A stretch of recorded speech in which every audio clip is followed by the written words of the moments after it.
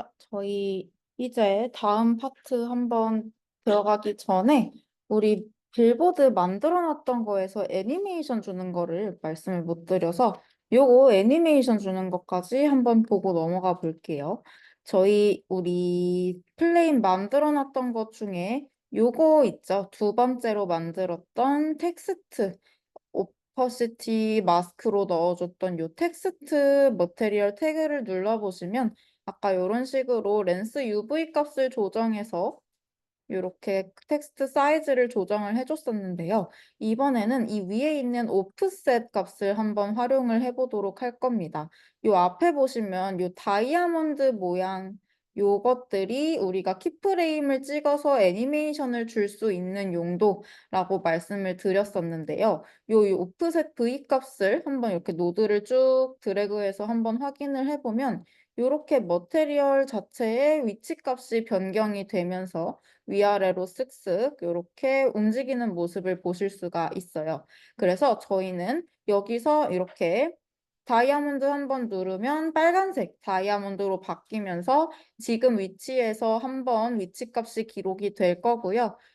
프레임을 쭉 늘려서 뭐 한 100프레임 정도에서 오프셋 V 값을 좀 늘려서 다시 한번 이렇게 다이아몬드 찍어서 눌러주게 되면 이런 식으로 움직이는 모습으로 애니메이션을 주실 수가 있습니다. 그래서 요 값이 조금 작을수록 움직이는 속도가 느려지는 거라고 생각을 해주시면 되겠죠. 그래서 이런 식으로 요거를 움직이게끔 애니메이션을 잡아주실 수도 있습니다.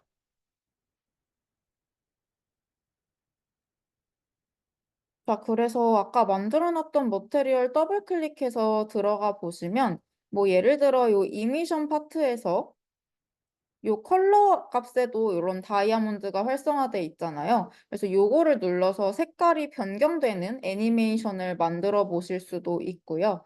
아니면 요런 파워 같은 경우도 이제 0프레임에서는 0의 값, 그러니까 발광하는 빛이 아예 없는 상태에서 프레임을 늘려서 파워 값을 준 다음에 애니메이션을 잡아주시면 이제 이런 전광판 자체가 꺼져 있다가 켜지는 듯한 느낌의 애니메이션도 잡아보실 수가 있겠죠.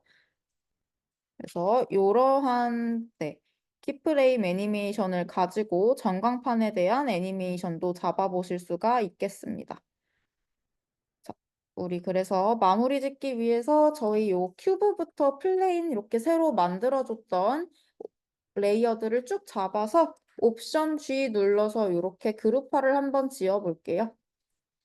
이름은 저는 빌보드로 바꿔줄 거고요.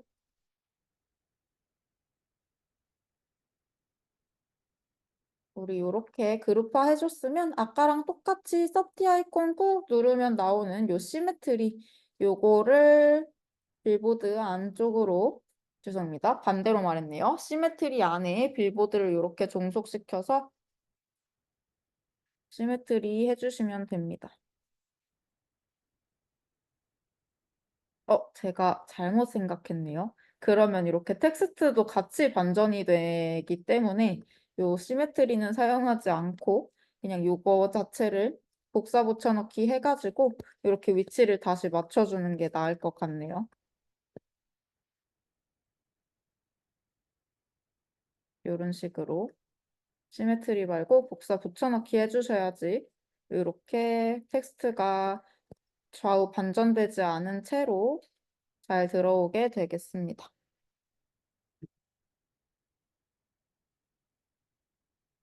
플레이 해보면 약간 이런 식의 느낌으로 애니메이션이 잡혀지게 될 거고요.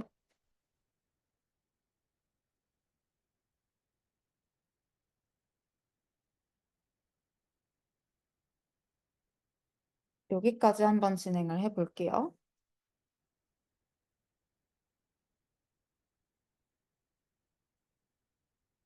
자, 이렇게 만들어 주셨다면 우리 마지막 스튜디오 디테일 세팅 중에 이제 바닥면 혹은 벽면에다가 아까 보여드렸던 것처럼 이러한 텍스처 팩을 사용해서 조금 미래지향적이고 사이파이적인 느낌이 나는 머테리얼을 넣어봐 줄 건데요.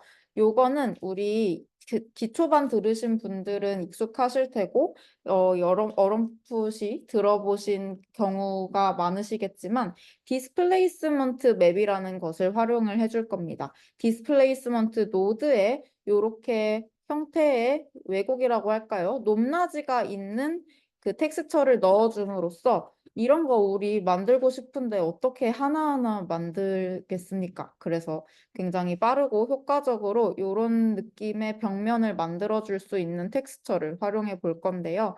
이런 식으로 텍스처 팩을 보시면 여기 여러분들이 많이들 보셨을 것 같이 디퓨즈랑 노멀, 러프니스, 하이트 값 같은 것들이 들어와 있고 요거를 노드에 연결하는 형태로 작업을 해줄 겁니다. 저희 요거 소스 파일 같은 경우에는 아까 우리 두 번째 패션 브랜드 필름 안쪽에 보시면 4번 디스플레이스먼트 폴더라는 폴더를 제가 공유를 드렸고요. 안에 들어가 보시면 이런 식으로 세트가 세 묶음이 있어요. 여러분들이 원하는 거를 선택해 주셔서 노드 연결을 저랑 같이 따라와 주시면 되겠습니다. 저는 디스플레이스먼트 1 요 첫 번째 폴더 안에 있는 텍스처를 연결을 시켜 볼게요. 자, 그래서 저희 머테리얼 크리에이트 디퓨즈 머테리얼로 들어와서 새로운 디퓨즈 머테리얼을 만드는 거를 시작으로 진행을 해보도록 하겠습니다. 요 새로 만들어준 친구는 요 밑에 있는 바닥면에다가 이렇게 드래그 앤 드롭해서 머테리얼을 입혀줄 거고요. 만약에 바닥면이 없으면은 지금 한번 큐브나 플레인을 활용해서 이렇게 제가 지금 아바타를 꺼놨는데 이런 식으로 바닥면이 될 수 있게끔 하나 만들어서 배치를 해보도록 하겠습니다.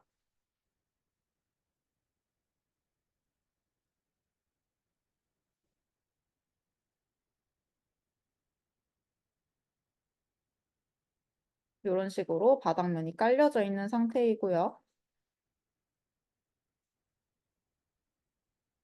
자, 이제 한번 텍스처를 연결을 해 볼게요. 우리 새로 만들어둔 옥테인 디퓨즈 머테리얼 더블 클릭해 주시면 우리 바로바로 왼쪽에 있는 메뉴 안쪽에 텍스처 들어가시면 폴더 버튼 눌러서 이미지를 불러와 주실 수가 있었어요. 우리 여기서 텍스처 한번 불러와 볼게요. 먼저 디퓨즈 같은 경우에는 우리 마지막 시간이기도 하니까 하나하나 짚어가면서 말씀을 드려볼게요. 디퓨즈 같은 경우는 이제 전체적으로 보이는 색깔이라든지 그런 전체적인 매핑되는 이미지라고 생각해 주시면 됐었는데요. 폴더 버튼 눌러서 디스플레이스먼트 첫 번째 보시면 이렇게 베이스 컬러라는 이름의 이미지 있을 겁니다. 이 베이스 컬러 이미지를 디퓨즈 안쪽으로 넣어 주시고요.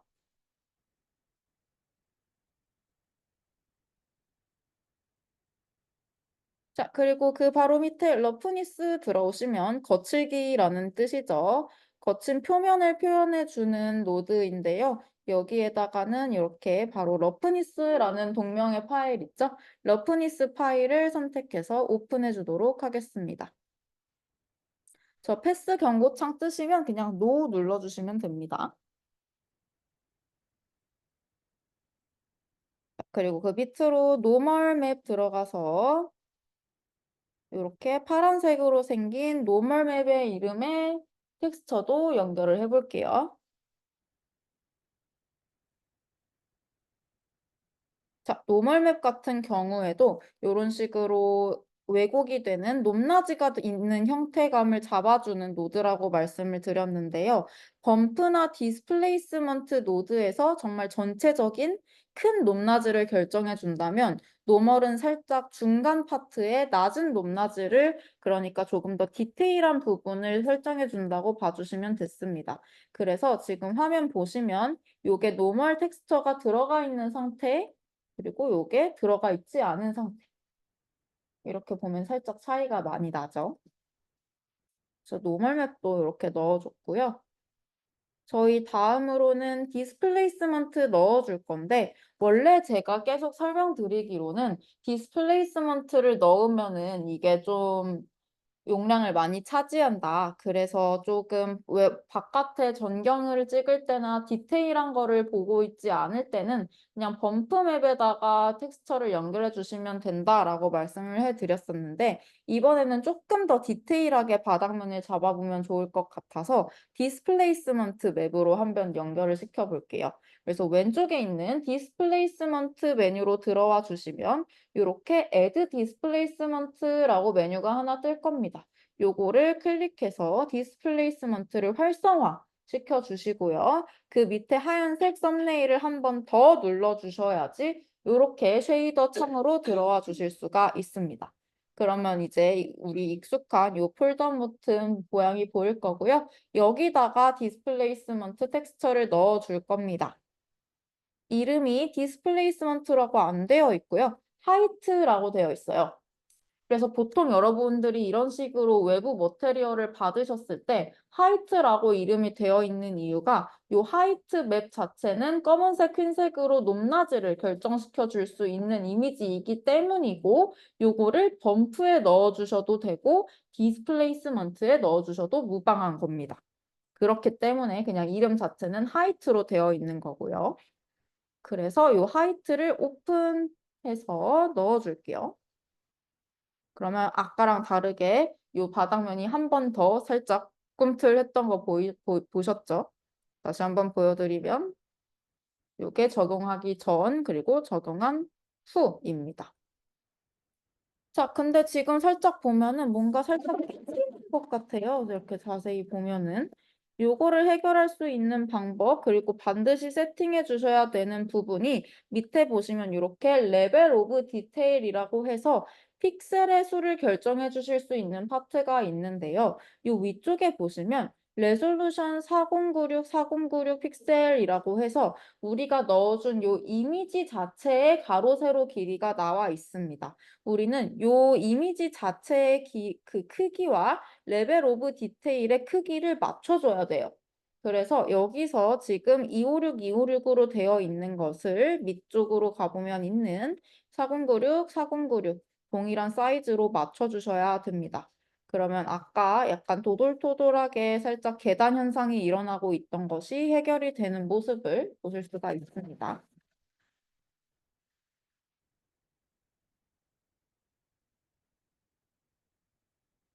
자, 우리 이제 그 위에 속성값 한번 볼게요. 하이트가 지금 10, 미드 레벨이 0으로 되어 있는데요. 만약에 하이트의 값을 크게 늘려보면 이런 식으로 위쪽으로 솟아오르는 파트랑 밑으로 꺼지는 파트의 높이 차이가 커지게 되면서 이렇게 굴곡, 왜곡이 되는 형태가 굉장히 커진다고 보실 수가 있습니다. 근데 조금 대담하게 작업하실 때는 좋지만 이런 식으로 작업 너무 높이 커지게 되면 살짝 어색한 느낌이 있을 수 있을 것 같아요. 이렇게 뭔가 전체적으로 보면은 이런 식으로 높이 값이 커진 느낌인데 이것도 여러분들이 보시기에 적절한 형태 크기 높이 값으로 맞춰주시면 됩니다. 저는 한 20 정도로 맞춰서 그래도 약간 튀어오르는 느낌이 조금은 잘 드러날 수 있게끔 맞춰줘 볼 거고요. 그리고 그 하이트 바로 밑에 보시면 미드 레벨이라고 있는데요. 말 그대로 중간 값에 대해서 결정을 해주는 겁니다. 그래서 이것도 한번 사이즈를 살짝씩 높여 보시면 이제 전체적인 높이의 크기는 하이트에서 잡아주고요. 요 미드 레벨을 살짝씩 조정해서 요 중간 부분에 있는 높이의 값을 이런 식으로 맞춰주실 수가 있습니다.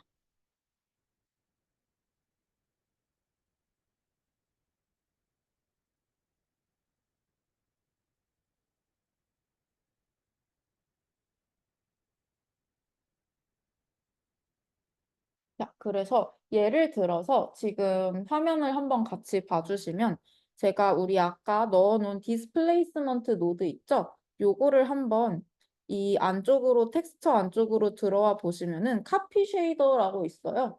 요 카피 쉐이더를 해서 우리가 이렇게 안쪽으로 다 잡아둔 디스플레이스먼트 노드를 복사해 준 거고요.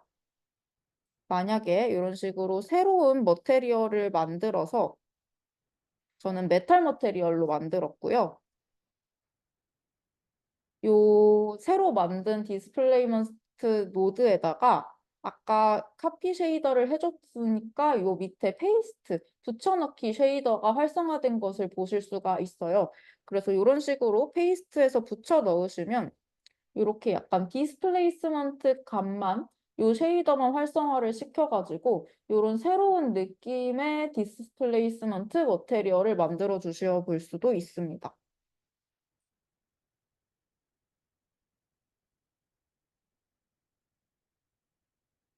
그래서 뭐 예를 들어서 지금 메탈 머테리얼로 활성화시켜 줬으니까 뭐 이런 필름 레이어 같은 데서 플로트 값을 높여보면 뭔가 이런 식의 느낌이 나는 머테리얼도 바로바로 만들어 보실 수가 있고요. 아니면 뭐 여기서 러프니스 값에서 텍스처를 추가해서 뭔가 또 다른 느낌을 내보실 수도 있고. 그러면 이런 식으로 러프니스 값만 활성화가 되면서 또 다른 느낌이 되겠죠.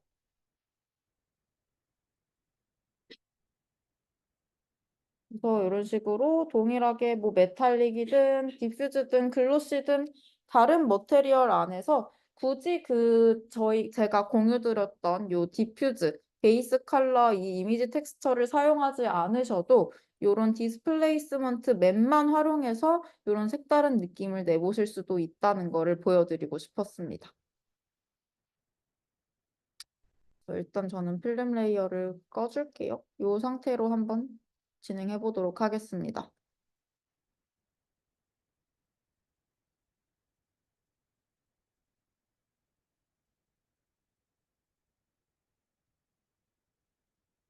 그리고 역시나 우리 여기 넣어준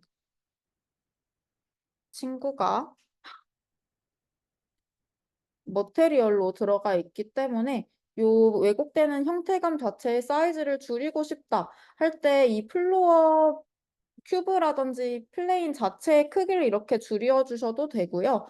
아니면은 우리 아까 했던 것처럼 요 머테리얼 태그를 타고 들어가셔서 여기서 렌스 UV를 이런 식으로 조정을 해주셔도 괜찮습니다.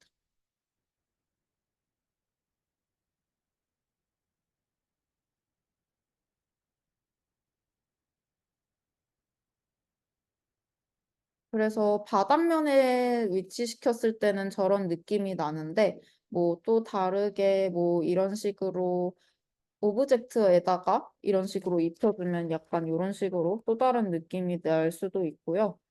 요거를 활용해서 제가 공유드렸던 이미지 중에 뭔가 이런 식의 탈 것이라든지 아니면 이런 식의 우주선 모양의 모델링이라든지 이런 것들에 입혀주시면은 되게 빠르고 간단하게 되게 퀄리티 있어 보이는 얘 작업 좀 많이 했는데 느낌을 바로바로 낼 수 있게끔 작업을 해주실 수 있으니까 요 텍스처 팩도 되게 활용을 많이 해주시면은 좋을 것 같습니다.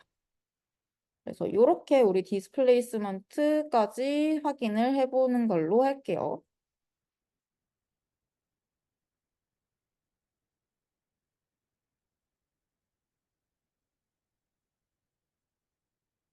자, 우리 그래서 이제 다음 파트로 애니메이션을 줄 수 있는 방법을 하나 스킬을 더 공유를 드리려고 하는데 폴리 FX라는 메뉴 기능을 활용해 볼 겁니다.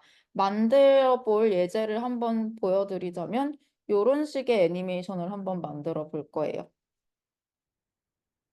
저는 약간 젠틀몬스터의 영향인지는 모르겠지만 요 전체적인 프로젝트의 분위기에 선글라스가 어울릴 것 같아서 이런 메탈릭한 오브젝트로 한번 만들어 봤고요.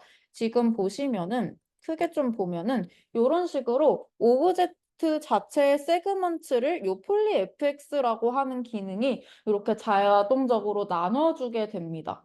근데 전반부 들으신 분들은 기억하시겠지만 우리 익스플로전이라고 하는 그것도 역시나 오브젝트 자체의 세그먼트 값을 계산을 해서 이렇게 폭발을 시켜주는 그 기능이 있었어요. 근데 그거 같은 경우는 이제 전체적으로 그 세그먼트가 펑 하고 터지면서 막 이렇게 모여있지 않고 폭발하는 느낌으로만 작업이 됐었다면 요 폴리 FX 같은 경우는 요 오브젝트 자체를 이렇게 형태감을 유지한 채로 만져줄 수 있기 때문에 조금 더 요런 식의 사이파이적인 느낌의 디졸브되는 형태감을 만들어줄 때 많이 사용하는 기능이기도 합니다. 그래서 저희는 먼저 이 폴리 FX라는 기능이 어떤 건지 살펴보기 위해서 선글라스 만들기 전에 기본 도형을 가지고 한번 전체적으로 개념을 잡아보고 넘어가도록 할게요. 그래서 저는 프로젝트에서 나와서 새로운 뉴 프로젝트 열어서 시작을 해보도록 할 거고요. 베이스가 되는 도형이 필요하기 때문에 큐브 오브젝트 하나 만들어서 시작을 해보도록 할게요. 자, 큐브로 해주셔도 되고 다른 기본 도형 가지고 따라와 주셔도 좋습니다. 저희 폴리 FX는 어디에 있냐면요. 왼쪽 완전 상단으로 가주시면은 여기 모그라프라는 메뉴가 있었습니다. 모그라프 안으로 들어오시면 우리 사용했었던 다양한 제너레이터와 디포머들이 보이는데요. 디포머 파트에 보시면 중간 부분에 폴리 FX라고 메뉴 보이실 거예요. 요거를 눌러서 가져와 주고요. 자, 그리고 레이어의 순서는 큐브 안으로 폴리 FX가 이렇게 종속될 수 있게끔 큐브 안에 폴리 FX를 넣어주도록 하겠습니다. 자, 그리고 요 안에다가 하나를 더 넣어줄 건데요. 우리 아까 머테리얼 같은 거 다룰 때 기억나실지 모르겠는데 그 안에 쉐이더라는 이름의 메뉴가 있었어요. 그 말은 그 쉐이더 안에 우리가 컬러 값을 넣어주기도 했었고 노이즈 같은 그런 텍스처 혹은 이미지 외부 텍스처를 넣어주기도 했었는데요. 그 말인 즉슨 그 쉐이더가 띄는 그 형태감이나 색깔 이런 것들에 따라서 그 오브젝트의 모양과 머테리얼을 결정해주는 그런 옵션이었었습니다. 그래서 우리는 그 쉐이더라는 오브젝트 레이어를 하나 꺼내서 그 안에서 이게 생겨날 모양에 대해서 결정을 해주게 될 거예요. 그래서 쉐이더는 어디에서 찾아보실 수 있냐면 아까랑 동일하게 모그라프 메뉴로 가주시면은 이펙터라는 메뉴가 위쪽에 있는데요. 중간 쪽으로 내려가 보시면 쉐이더라는 메뉴가 있습니다. 요거 레이어를 가지고 와 주실 거고요. 요 쉐이더는 이제 폴리 FX 안으로 종속시켜서 요 레이어의 순서가 큐브, 다음에 폴리 FX, 다음에 쉐이더 요 순서가 되도록 세팅을 해주게 될 겁니다.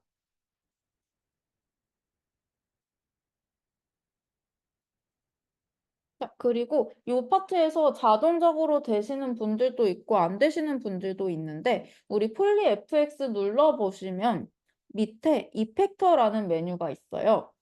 이 이펙터에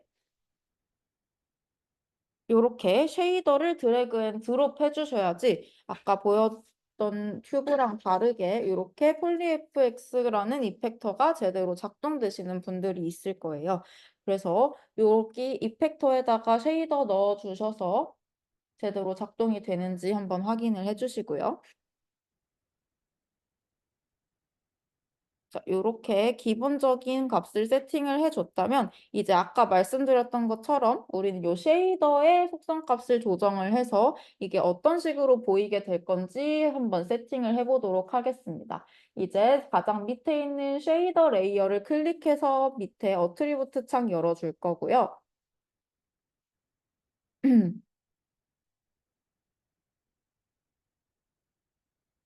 아, 잠시만요.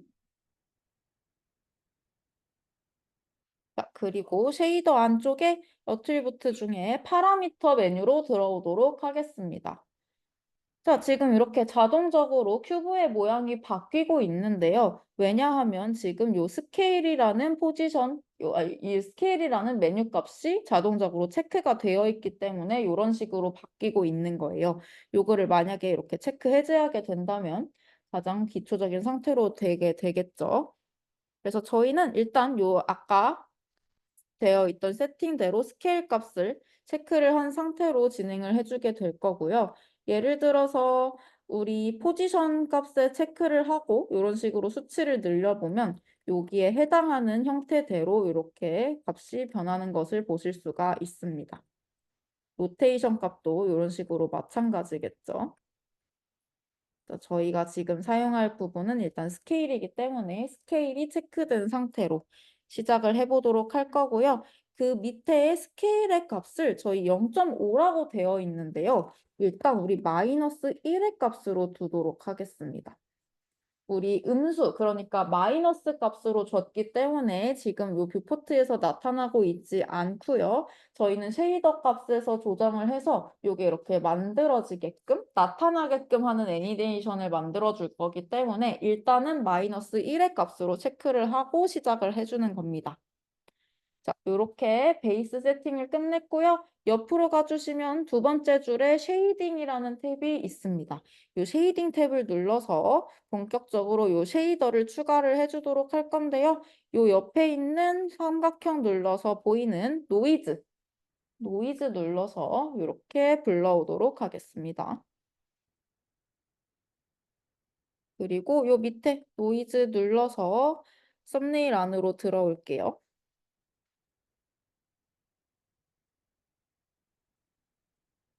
자, 여기서 우리 이제 보이는 노이즈의 값을 세팅을 해주게 될 건데, 자, 먼저 우리 글로벌 스케일이라는 값이 있는데요. 요거를 한 800 정도로 놀려보시면 여기 뜨고 있는 썸네일에서 이 노이즈가 어떤 식으로 만져지고 있는지 바로바로 확인을 하실 수가 있는데요. 100인 경우에는 이런 식으로 노이즈가 조금 그 크기가 작게 짜잘짜잘 보여졌다면, 이거 네, 크기를 높이면 이런 식으로 조금 더 확대돼서 보이고 있는 모습이고요. 그 밑으로 내려가 보시면 콘트라스트라고 해서 이런 식으로 쭉 콘트라스트의 값을 놀려보시면 이런 식으로 명도의 값이 굉장히 크게 보여지는 것을 보실 수가 있겠습니다. 자, 제가 정말 기초적인 실수를 하나 했는데요. 저희 항상 뭐 익스플로전이든 제가 말씀드리는 모든 디포머는 요 오브젝트의 세그먼트 값에 따라서 나뉘어진다고 말씀을 드렸었습니다. 근데 지금 세그먼트 값이 111로밖에 되어 있지 않죠. 그래서 이 세그먼트 값을 한 10, 10, 10 정도로 늘려주시면 제가 원하는 느낌의 오브젝트로 이제 변형이 되고 있는 모습. 세그먼트 값을 항상 꼭 늘려주셔야 되고요. 그래서 다시 여기서 이렇게 세그먼트 값 늘려주신 다음에 쉐이더 안으로 들어와 볼게요. 그래서 아까 다시 설명을 드리자면 글로벌 스케일이 100일 때는 약간 이런 식으로 요 픽셀들, 요 나뉘어지는 세그먼트들이 작았다면 이렇게 글로벌 스케일이 커지면은 이런 식으로 검은색 반경과 하얀색 반경이 커지기 때문에 이렇게 오브젝트가 보여지게 되는 느낌도 커지는 부분, 작아지는 부분이 대비감이 커지게 되고 있는 모습이 보이실 겁니다. 자, 그래서 이 상태로 만약에 플레이를 해보면요. 아무 일도 일어나지 않습니다. 왜냐하면 애니메이션 스피드 값을 조정을 해주지 않았기 때문인데요. 뭐 여기서 이런 식으로 여러분들이 스케일 값을 직접 늘려가고 줄여주시면서 키프레임을 잡아주신다든지 뭐 콘트라스트 값을 이런 식으로 조정해 주시는 방법도 있겠지만 저는 여기 있는 애니메이션 스피드라는 메뉴를 사용을 해볼 겁니다. 말 그대로 애니메이션의 속도를 결정시켜 주는 건데요. 여기다가 한번 0.5 정도의 값을 넣어준 다음에 플레이를 한번 해볼게요. 그러면 약간 자동화되어서 요 세그먼트들이 생겨나고 없어지는 느낌을 봐주실 수가 있고요. 요 스피드 값은 말 그대로 스피드, 속력이기 때문에 한 5 정도로 키운 다음에 플레이를 해보면 이렇게 애니메이션의 속도가 조금 더 빨라지게 되고요. 그래서 저는 한 0.5 정도로 두는 걸로 할게요.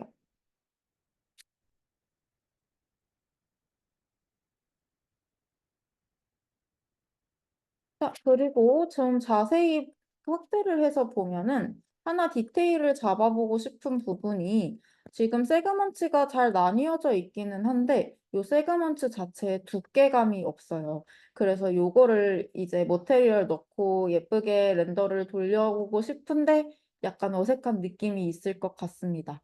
그럴 때 아니면 여러분들이 뭔가 모델링을 진행하시거나 뭐 상당 부분 작업을 진행하신 다음에 이렇게 후반에 가서 그 두께감을 넣어주시고 싶으실 때 유용하게 사용하실 수 있는 기능인데요. 저희 여기 서브 디비전 서페이스 아이콘 꼭 눌러보시면 바로 옆에 티셔츠 모양 아이콘에 클로스 서페이스라는 레이어가 있습니다. 요거 기능 한번 선택해서 가져와 보고요. 요 레이어의 순서는 요 큐브 자체를 요 클로스 서페이스에 이렇게 종속시켜 주실 겁니다. 그리고 요 클로스 서페이스의 어트리부트 속성값을 보시면 이 밑에 보시면 thickness라고 두께라는 뜻의 옵션이 있습니다. 요거를 한번 쭉 드래그 해 볼게요. 그러면 이렇게 드래그한 값에서는 1이 최대치라고 이렇게 나오는데 옆에 있는 요 수치값 직접 입력할 수 있는 값은 그냥 무한대로 입력을 해 주실 수가 있어요. 그래서 막 아이고 이거는 좀 아닌 것 같고 한 10, 20 막 이런 이 정도까지 올려주실 수가 있으니까 원하시는 두께감만큼 이렇게 띵니스를 올려주실 수가 있고요. 그리고 이런 식으로 확인해 보시면 지금 약간 이상하게 오브젝트가 튀어나오는 느낌이 있는데 요거는 서브 디비전 값을 그냥 0으로 맞춰주시면 살짝 해결이 됩니다. 요 서브 디비전 값을 그냥 0으로 맞춰주신 다음에 활용을 해주시면 좋습니다.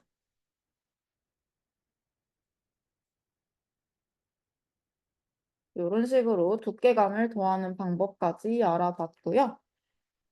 그래서 보시면 제가 앞서 설명드렸던 것처럼 폴리 FX는 이렇게 오브젝트의 형태감 그리고 그 안에 있는 세그먼트의 값들을 가지고 이렇게 오브젝트 내부 형태들을 조각시켜주고 또 생겨날 수 있게끔 해주는 기능이라고 봐주시면 되겠습니다. 우리 큐브 가지고 전체적인 개념을 한번 알아봤으니까 이번에는 선글라스 오브젝트를 한번 가지고 와서 선글라스에 직접적으로 한번 만들어 보도록 할게요. 저희 이번에는 위크 5가 아니라 위크 6 노션으로 가주시면 제가 여기 가장 첫 번째 노트폴리오 위크 12라고 해서 새롭게 드롭박스 링크를 공유를 드렸어요. 여기 안에서 선글라스 파일을 찾아봐 주실 수 있고요. 저 위크 6 들어가 보시면 이렇게 선글라시스 C4D 프로젝트 파일이 있어요. 요거 한번 같이 불러와서 시작해 볼게요.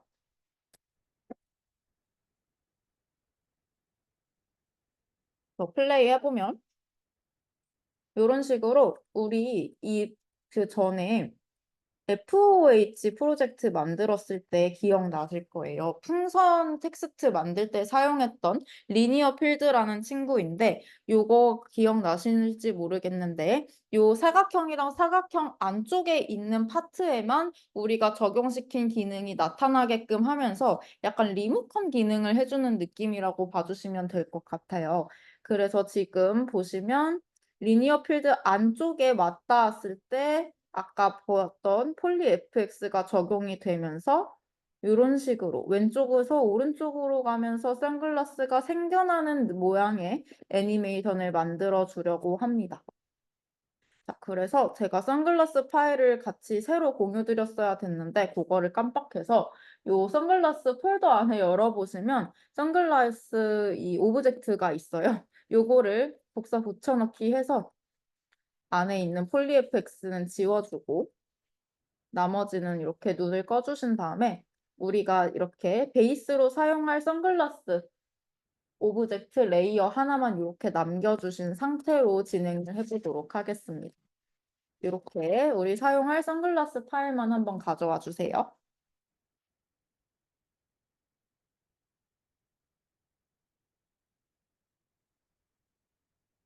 자, 여기다가 이제 폴리 FX를 입혀주는 거를 시작을 할 텐데요. 아까 기억나실 거예요. 폴리FX는 왼쪽 위쪽에 있는 모그라프 안에서 찾아보실 수가 있었습니다. 여기 디포머에서 폴리FX 만들어 주신 다음에 아까랑 동일하게 우리가 만들어줄, 그러니까 입혀줄 오브젝트 밑으로 이렇게 종속시켜주면 됐었고요. 여기까지 한번 진행해 주실게요.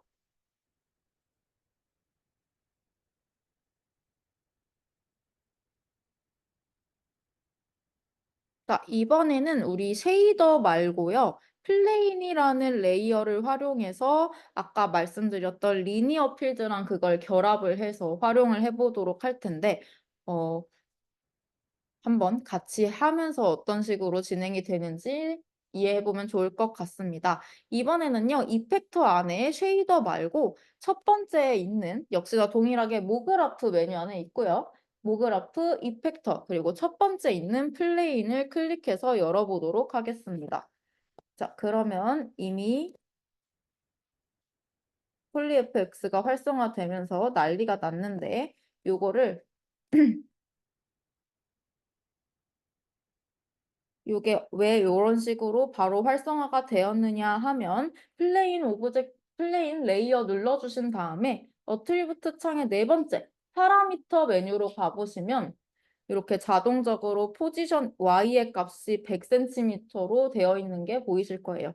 이게 디폴트 값으로 활성화가 되어 있는 건데 이 포지션 Y의 값을 0으로 입력해 주시면 그냥 태초의 상태가 되고요.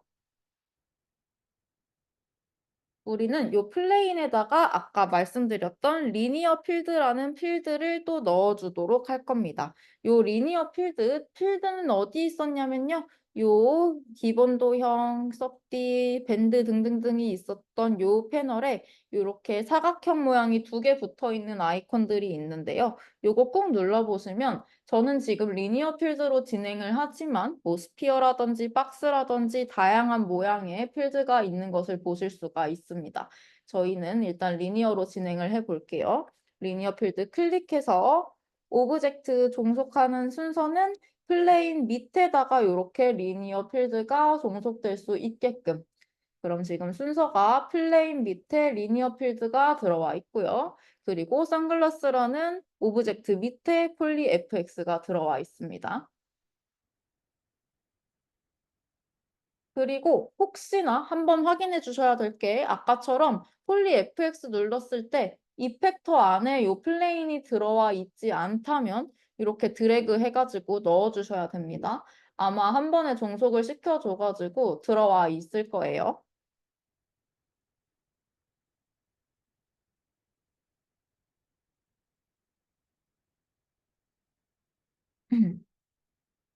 자, 그러면 이제 플레인에서 아까 쉐이더 결정해 줬던 것처럼 어떤 식으로 폴리FX가 나타날지에 대해서 한번 세팅을 해보도록 할 건데요. 지금 아까 우리 포지션 값도 다 000으로 꺼줬기 때문에 아무것도 활성화가 되어 있지 않은 상태인데요. 우리 일단 아까처럼 한번 스케일을 눌러갖고 활성화를 시켜볼게요.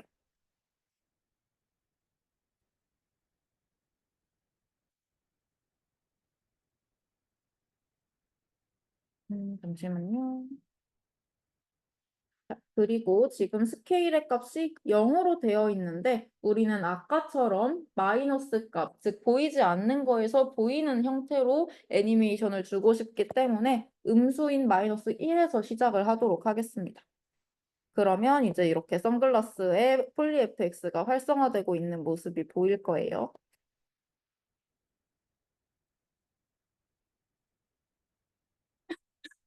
자, 여기서 우리 스케일 값만 줬는데 한번 다른 로테이션이나 포지션 값도 줘서 어떤 식으로 되는지 확인을 해 볼게요.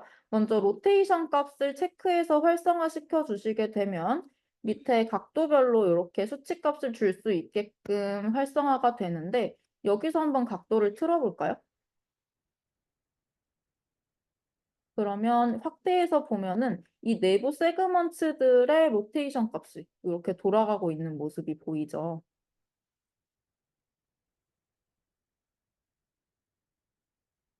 이것도 너무 수치값이 많으면 정신이 없을 것 같고 저는 요 첫 번째 H 값에만 90도 정도로 줘가지고 살짝 다이나믹을 한번 줘볼게요. 여러분들은 뭐 P에도 뭐 한 90 정도로 줘가지고 전체적으로 회전하는 느낌을 주셔도 좋고 한번 수치값을 올려보시면서 이 세그먼트들이 어떤 느낌으로 변하는지 확인을 해보시면 좋을 것 같아요.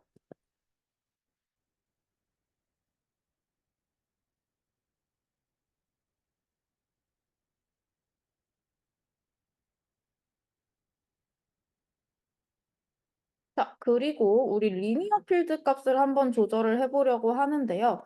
지금 리니어 필드가 이렇게 사각형으로 하나, 둘, 이 있고 요 사이에 해당하는 경우가 지금 이 기능 폴리 fx라는 기능이 활성화되게끔 필드를 설정해 준 거라고 생각해 주시면 되겠는데요. 그래서 그 말인즉슨 요 리니어 필드의 속성 값에서 요 렌스 값 있죠? 길이라는 뜻인데 요 길이를 이렇게 낮춰서 요 사각형 사이의 범위를 낮춰주게 되면 요 폴리 fx가 적용되고 있는 영역도 함께 작아지게 됩니다. 반대로 렌스 값을 늘리면 이렇게 늘어나게 되고 이렇게 줄이면 작아지게 됩니다. 그래서 우리는 이 리니어 필드의 x 위치 자체를 왼쪽에서 이렇게 오른쪽으로 움직여주면서 선글라스가 나타나게끔 해줄 거기 때문에 이 렌스 값이 너무 크면은 이렇게 바로 나타나니까 재미가 없을 것 같아서 저는 이런 식으로 영역을 살짝 줄인 다음에 그 필드의 위치를 결정을 해주려고 합니다. 이런 식으로.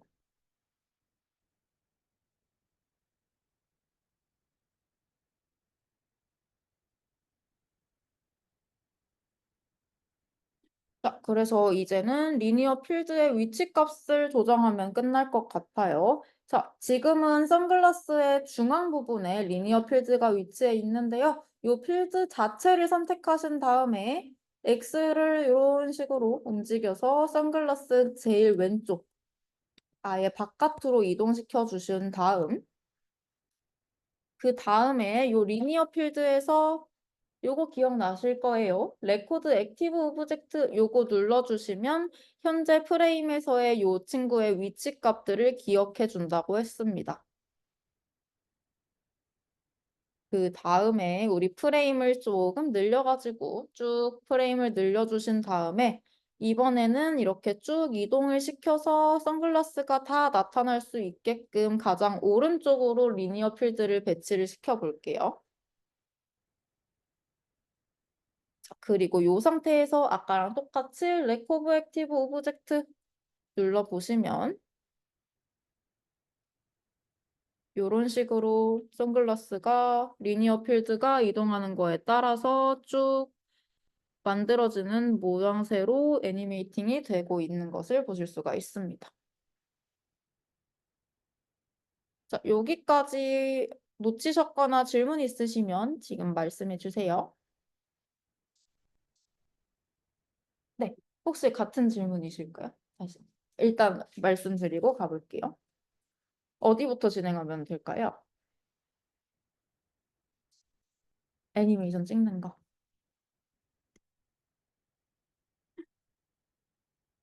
아마 이 상태에서 시작을 하면 될 것 같은데 우리 리니어 필드가 지금 오브젝트의 중앙에 와 있기 때문에 우리는 왼쪽에서부터 오른쪽으로 이렇게 생겨나는 애니메이션을 만들고 싶어요. 그래서 우리 리니어 필드가 선택된 상태에서 이 필드를 X축으로 쭉 이동시켜서 선글라스 바깥쪽으로 이렇게 이동을 시켜서 선글라스가 아예 보이지 않게끔 위치를 맞춰주신 다음에 우리 여기 밑에 보면은 애니메이션 패널이 있었습니다. 여기 중에 요 빨간색 동그라미 다이아몬드가 있는 요 아이콘이 레코드 액티브 오브젝트라고 해서 지금 선택해둔 요 레이어의 위치, 크기, 회전값 같은 것들을 저장시켜 줄 수 있는 키프레임을 만들어주는 기능이었습니다. 그래서 요거를 0프레임에서 눌러주시게 되면 요 필드의 위치가 요 0프레임에 기록이 되게 되고요. 그 다음에 프레임을 쭉 가서 한 90프레임 정도 프레임을 늘린 다음에 이렇게 필드의 X값을 쭉 잡아 당겨서 이번에는 선글라스가 다 보일 수 있게끔 위치를 시켜주고 레코드 액티브 오브젝트 한 번 더 눌러서 이 값을 고정을 시켜 볼게요. 그리고 플레이를 누르면 이렇게 생겨나는 느낌의 애니메이션이 만들어집니다.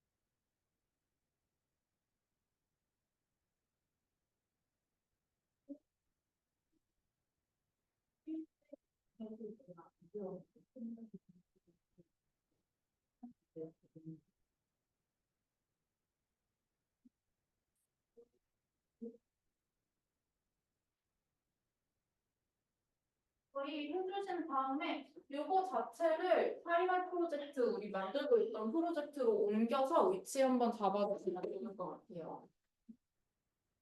그거 들었어. 아, 최고.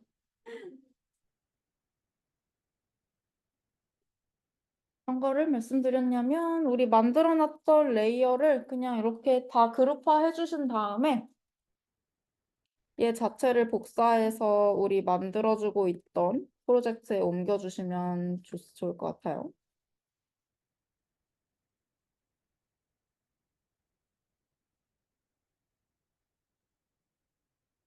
여기서 뭐 각도 같은 것도 틀어주셔도 좋을 것 같고.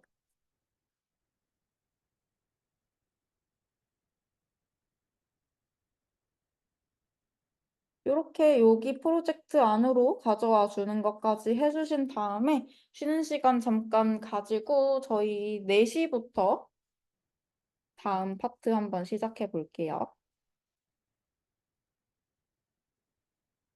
4시에 다시 시작하겠습니다.